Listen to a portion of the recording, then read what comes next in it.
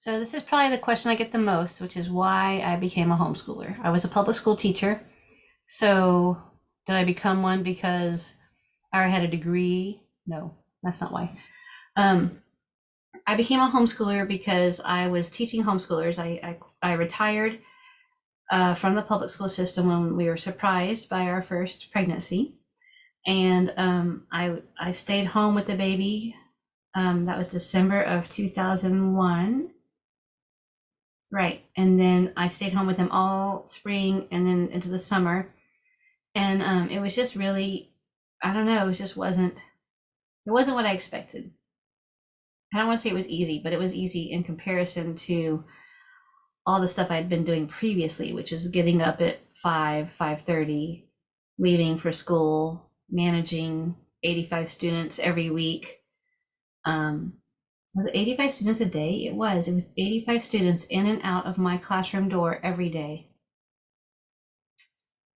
All the grading, all the lesson plans, all the exciting things, keeping up with everything. I ended up taking some kids home. They were, had some really hard lives. We lived in where I taught it was a rough school. And so it was very daunting and oppressive and difficult. Um, I was 24 when I began teaching in the public school system. I taught Spanish at several different levels and ESL here and there as a substitute backup. And then there's always teachers missing, sick or whatever, absent, and so you'd have to cover for their classes. I got to teach other classes too, but seventh grade, eighth grade, I didn't have to do sixth grade. Anyhow, that was beforehand. And then when I stayed home, it was just, I mean, it's the same thing as before.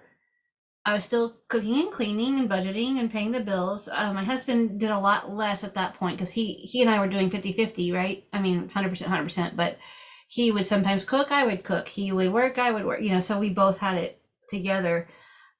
He was going to school. So what happened was it was really easy to do. Like, it was a very slow pace of life, and I was bored. So I put a little email out and said, hey, I've heard of homeschoolers. They gave me their Yahoo group. Does anybody need like a Spanish tutor or a Spanish class? And the next morning I had 42 emails. And so I started classes.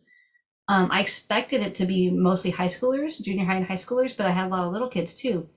And I think I started with 3 classes, and I was just shocked.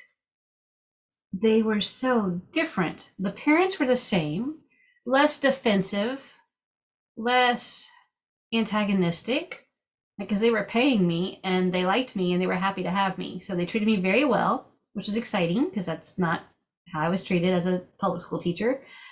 But the kids, like, they were leaning forward and asking questions and so excited. They're like, oh, what about this? What about they had their homework done? They apologized whenever they messed something up. They thanked me at the end of class. I couldn't believe it. I was like, what? And so I asked the parents, what are y'all doing to make these kids like behave so well? And they just all said, I don't know. I mean, we just homeschool. So that's when I thought, well, that's what I want to do. I want my child, who was 9 months old at the time, to turn out like these kids. So that was that. And I think that's one of the reasons I'm as effective as I am as a homeschooler and as a teacher, is because from the time my baby was 9 months old, my first child, I've been around all these adults, all these moms and parents of teens. Instead of hanging out with other moms that had 9-month-olds, I was hanging out with moms that had 15 and 16-year-olds. And just listening and absorbing all the wisdom and experience. So I never worried. I never freaked out. I never said, oh my gosh, am I ruining this child? Because I had the evidence in my classroom every day of students. Plus, I had the comparison of 85 kids who weren't homeschooled. And I'm not saying they were terrible. I'm just saying that homeschoolers were cream of the crop, a notch above. So that is what made me a homeschooler, is teaching homeschoolers when I was off. I was taking a break from public school teaching The plan was to go back, right? When the baby turned 5, I would go back to teaching. Of course, I didn't know that we would have 4 more in quick succession.